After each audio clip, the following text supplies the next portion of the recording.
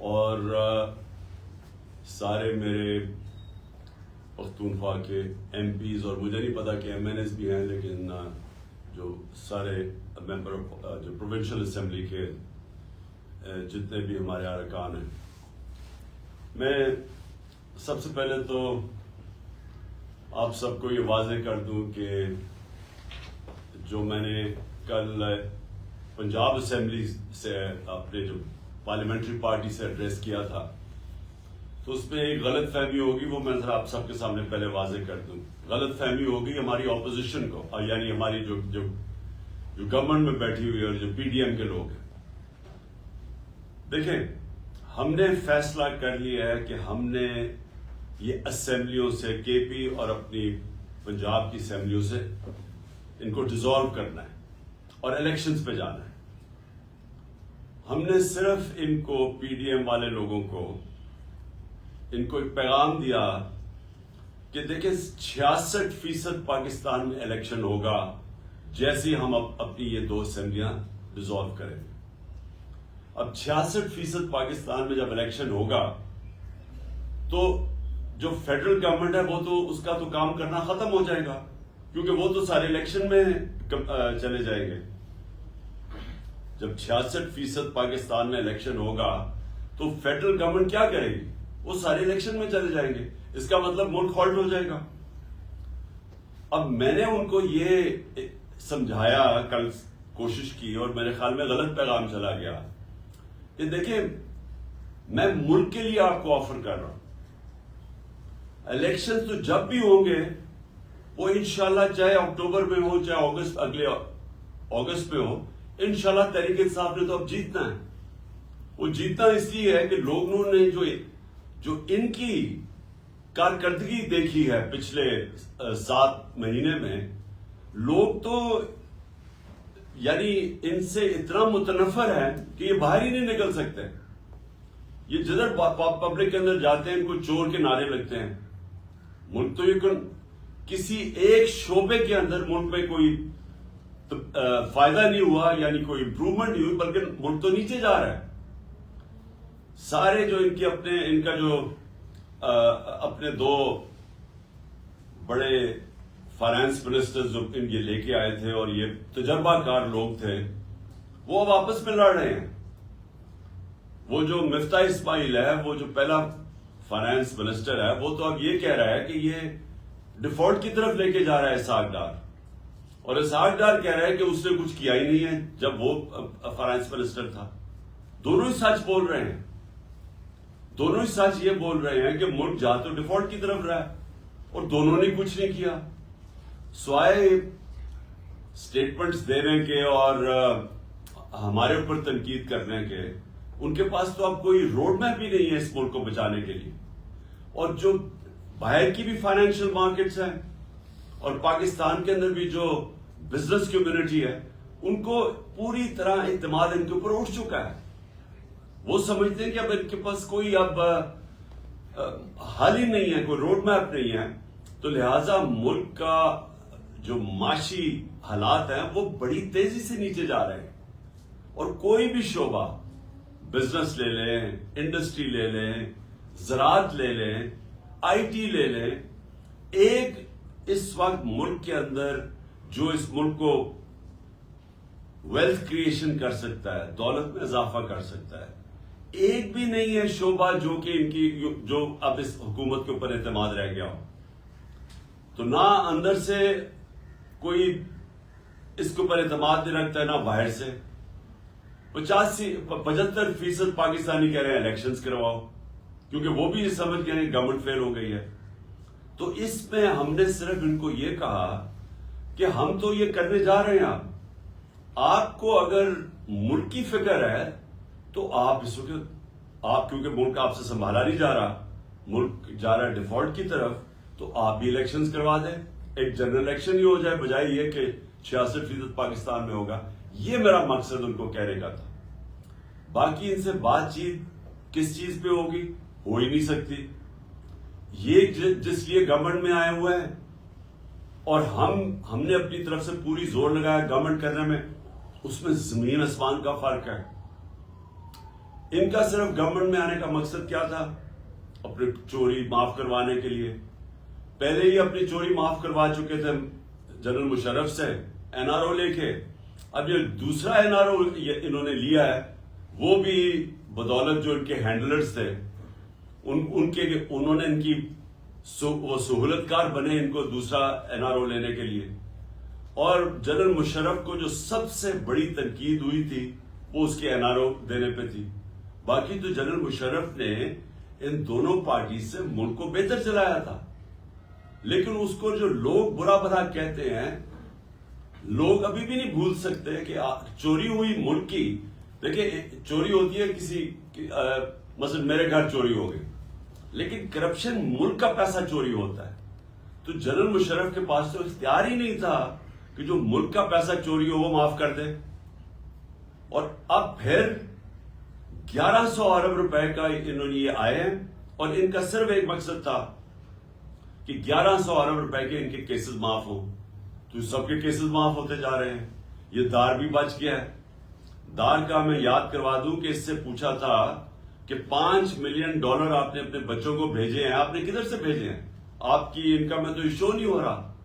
اس نے کہا جی مجھے وہ ابو دھابی سے, میں کسی ابو دھابی کے شیخ کے لیے کام کرتا تھا تو اس نے مجھے پیسہ دیا ہے. انہوں نے اگلا سوال پوچھا کہ اگر اس نے پیسہ دیے تو آپ کے پاس کوئی تو ثبوت ہوگا. کسی نے $5 ملین آپ کو ایسے کیش میں تو نہیں پکڑا دیا, کوئی تو ہوگا, کوئی چیک وغیرہ.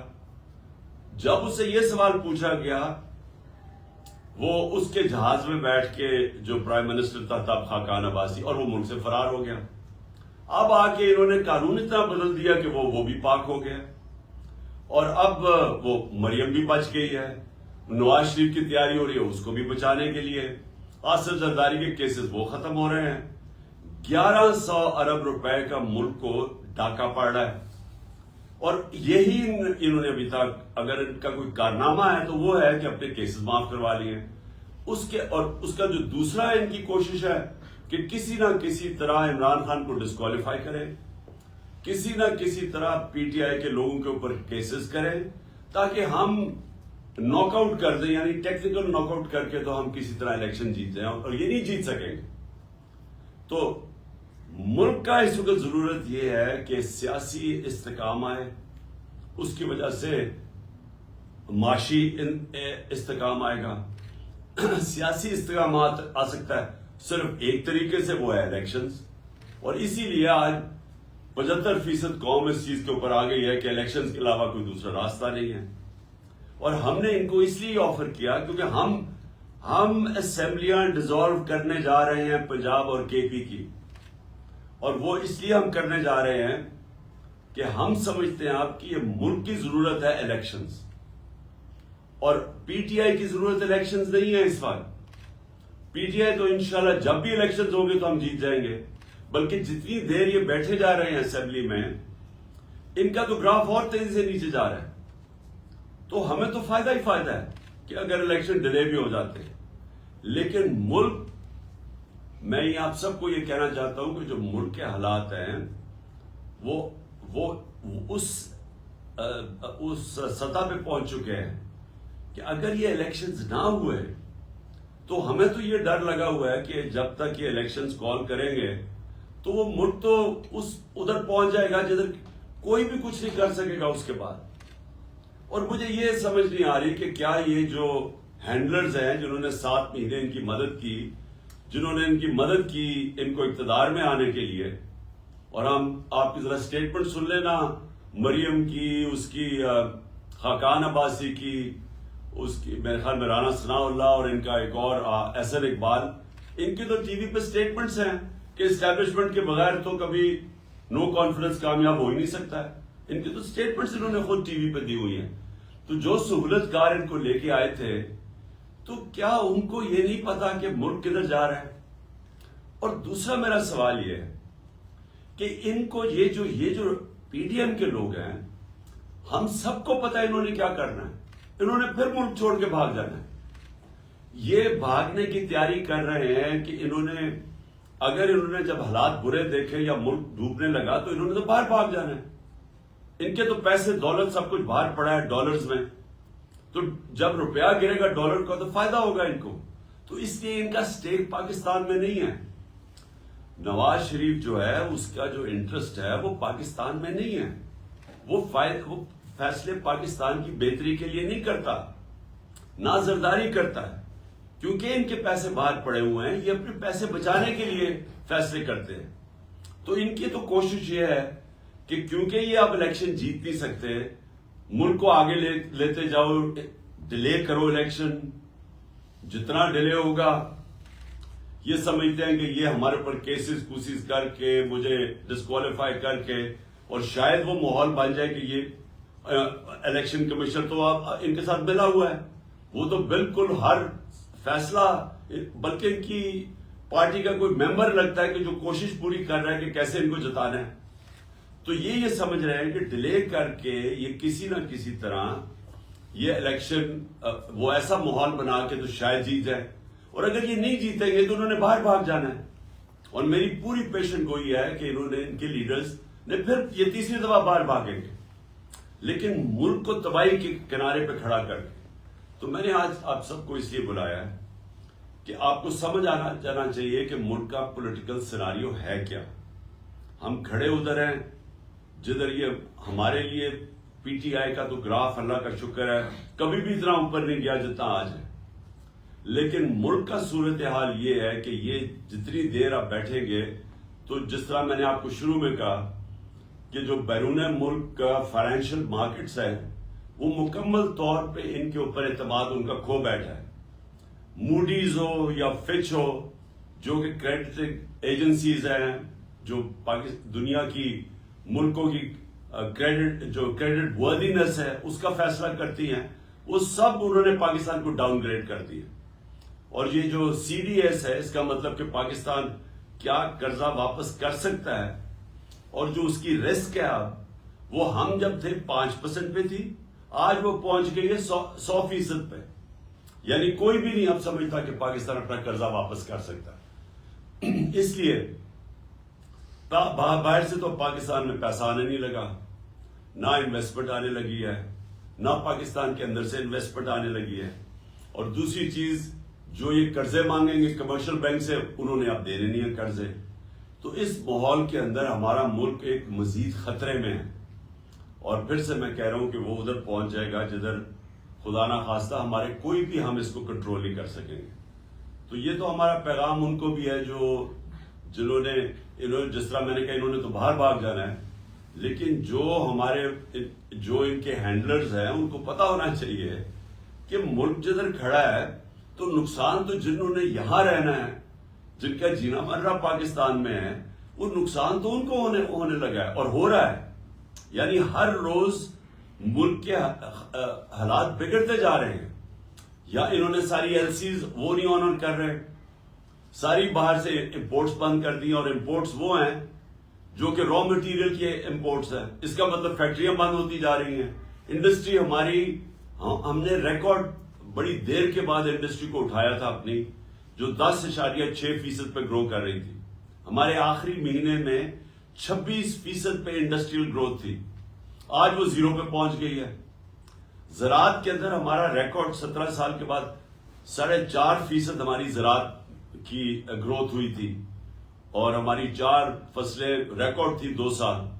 تو وہ بھی آج کسانوں کا ساری فصلیں نیچے آ گئی ہیں, ان کی جو پیداوار ہے, کیونکہ کھادیں بڑھ گئی ہیں, ڈیزل بڑھ گیا ہے, بجلی قیمتیں بڑھ گئی ہیں, ان کی انپٹس اتنی بڑھ گئی ہیں کہ ان کے پاس پیسہ نہیں ہے اپنی زمین پہ لگانے کے لیے. تو لہذا جدھر سے ہم چھوڑ کے گئے تھے اور جدھر یہ پہنچ گیا, جدھر پاکستان کو انہوں نے پہنچا لیا ہے, وہ اس سے صرف نکلنے کا ایک طریقہ ہے, اور وہ میں اب سے نہیں 7 مہینے سے کہہ رہا ہوں, صاف اور شفاف الیکشن.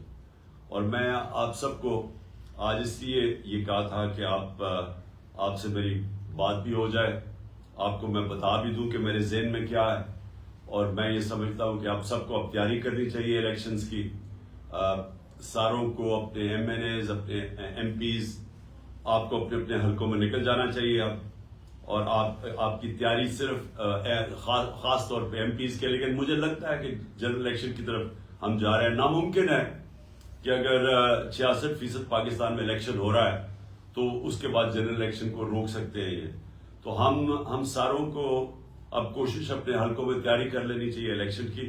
اور ہم نے صرف ان کو یہ کہا ہوا ہے کہ اگر آپ بات کرنا چاہتے ہیں جنرل الیکشن کی ڈیٹ دینے میں تو ہم بات کریں گے, نہیں تو ہم ان قریب اناؤنس کر دیں گے اپنی اسمبلیز ڈیزالو کر کے الیکشنز. اور میں نے محمود خان آپ کو بھی مجھے پتا ہے کہ آپ تیار ہیں بالکل, اور پرویز الہی نے بھی مجھے پوری گو ہیڈ دے دی ہے کہ جب میں چاہوں گا تو اسمبلیز میں ڈیزالو کر سکتا ہوں. تو میں اس لیے یہ سب کو آپ کو بتانا چاہتا تھا کہ اب تیاری ہو جانی چاہیے مینٹلی, چاہے وہ الیکشن پہ آئیں یا نہ آئیں. اگر وہ آئیں گے تو ٹھیک ہے, جنرل الیکشن پہ ہم چلے جائیں گے, لیکن اگر وہ نہیں آتے تو ہم نے اسی مہینے انشاءاللہ اپنی پروونشل اسمبلی سے کو ڈیزالو کر کے ہم نے پھر اب الیکشنز کی طرف نکل جانا ہے. ہاں, ایک میں نے آپ سب کو کہنا تھا کہ بڑا ضروری ہے کہ آپ نے اعظم سواتی کے لیے پروٹیسٹ کرنا ہے. سب کو میں کہہ رہا ہوں, جو اس سے ظلم ہوا ہے یہ ظلم کی انتہا ہے.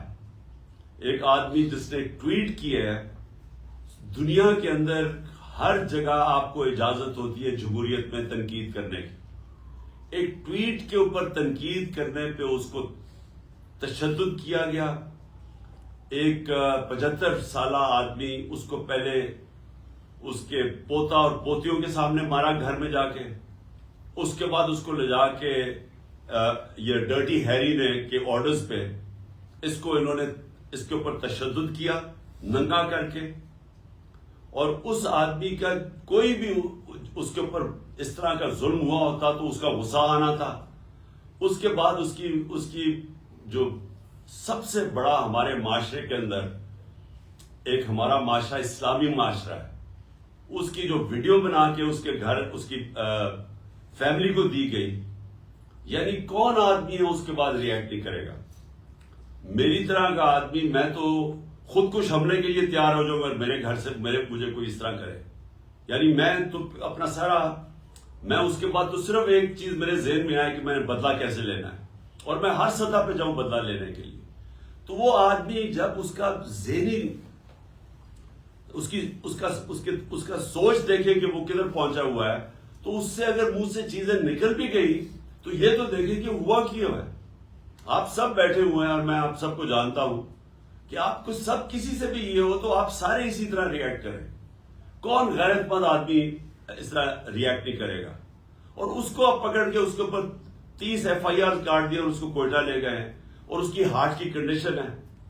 ہم یہ ابھی سب, اگر اعظم سواتی کو کچھ ہوا, ہم سارے FIRs کاٹیں گے ان سب لوگوں پہ جو ذمہ دار ہیں اس سے یہ اس کے اوپر تشدد کرنے پہ, اور اس کو پھر یہ جو اس کو کوئٹہ لے کے گئے ہیں, جس طرح پکڑ کے لے کے گئے ہیں, سارا ہمارے جسٹس سسٹم کا مذاق اڑ گیا ہے.